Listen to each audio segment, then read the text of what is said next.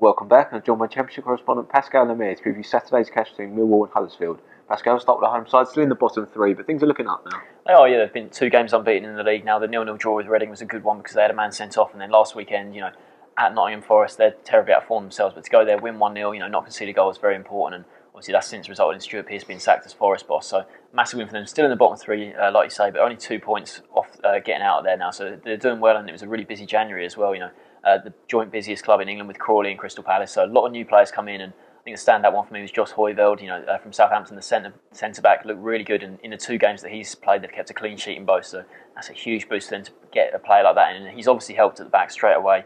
I think they've brought in a few other players as well. Michael Tong's come in from Leeds. He's had a bit of a troubled time at Leeds, but very experienced player, and could be a good player in the middle of the midfield. I don't think he'll have too much of an impact, but a good player for them. And things are looking up for them, but they're still in the bottom three. Still a long way to go.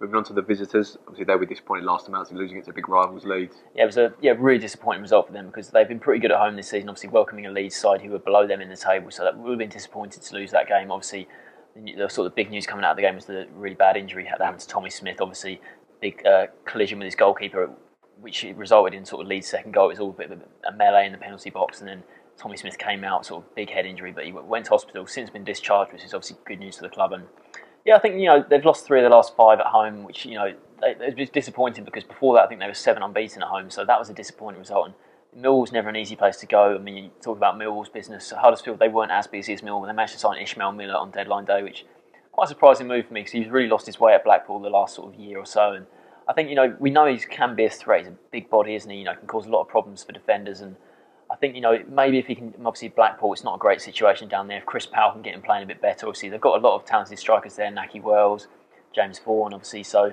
I think they are doing okay. But I think they're actually. You look at their league position; they're 17th in the table. But I think there's 6 teams. Sorry, they're all on 34 points. So if they win this game and sort of results go their way, they could actually go into the top half. So I think at the moment it's hard to say exactly where they're going to be because 7 points off the drop zone, but they could go into the top half. It's very, very tight in that bottom half. So it's an important game for both sides. Do you think there'll be a winner?